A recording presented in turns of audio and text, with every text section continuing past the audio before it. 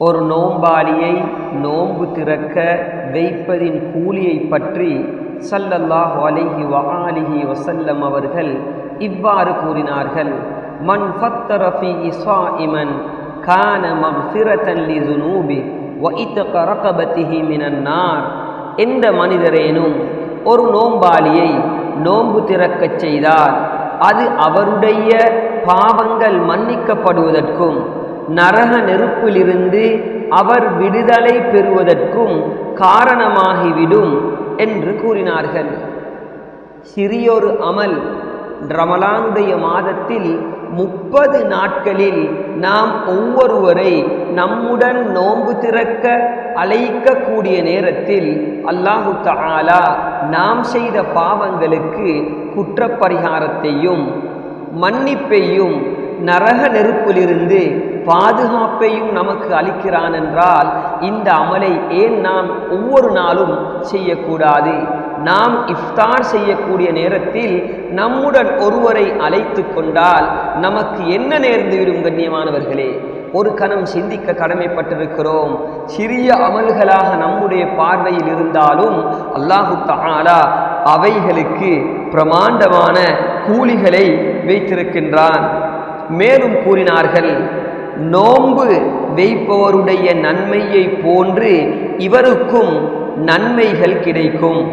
எனினும் அந்த நோம்பாளியுடைய நன்மையிலிருந்து எதுவும் குறைக்கப்பட மாட்டாது என்று நபி ஸல்லல்லாஹு அலைஹி வஆலிஹி வஸல்லம் அவர்கள் கூறிய போது சஹாபாக்கள் வினவினார்கள், யா ரசூலல்லாஹ், அல்லாஹுவின் தூதரே, லைஸ குல்லுனா யஜிது மா யுஃப்திரு ஸாயிம.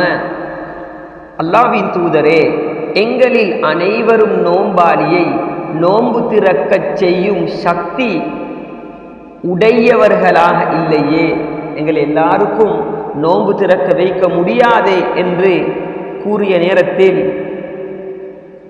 ஸல்லல்லாஹு அலைஹி வஆலிஹி வஸல்லம் அவர்கள் வயிறு நிறைய உணவளிக்க வேண்டும் என்பதில்லை, ஒரு பேரீத்த பழம் அல்லது ஒரு மிடர் தண்ணீர் அல்லது ஒரு மிடர் பால், இவற்றில் ஏதேனும் ஒன்றை கொண்டே நோன்பு திறக்கச் செய்வதாலும் அல்லாஹு தஆலா அவருக்கும் அந்த நன்மையை வழங்கிவிடுவான் என கூறினார்கள்.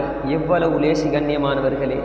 நாம் இன்று இஃப்தாரை வைப்பதற்காக வேண்டி எவ்வளவோ சிந்திக்கிறோம், எவ்வளோ யோசிக்கிறோம். என்றாலும் ஸல்லல்லாஹு அலைஹி வஆலிஹி வஸல்லம் அவர்கள் ஒரு இஃப்தாரை எவ்வாறு செய்ய வேண்டும், இல்லாதவர் முதல் செல்வந்தர்கள் வரைக்கும் இஃப்தாரி இது அனைவருக்கும் செய்ய முடியுமானதாகத்தான் ஸல்லல்லாஹு அலைஹி வஆலிஹி வஸல்லம் அவர்கள் வைத்திருக்கிறார்கள். ஒரு மிடர் தண்ணீரின் மூலம் இஃப்தாரை செய்ய வைத்தாலும் அல்லாஹு தஆலா நம்முடைய பாவங்களுக்குரிய குற்றப்பரிகாரமாகவும் நரகத்திலிருந்து விடுதலை பெறுவதற்குரிய காரணமாகவும் ஆக்கியிருக்கின்றான். அதே போன்று நமக்கு அல்லாஹ் அளித்திருக்கக்கூடிய செல்வத்தின் மூலமாக, வசதி வாய்ப்புகளின் மூலமாக நாம் அதிகமான இஃப்தாருடைய ஏற்பாடுகளை செய்வதன் மூலமும் அல்லாஹு தஆலா அந்த கூலியை தான் வைத்திருக்கிறான் என்பதை நாம் விளங்கிக் கொள்ள வேண்டும்.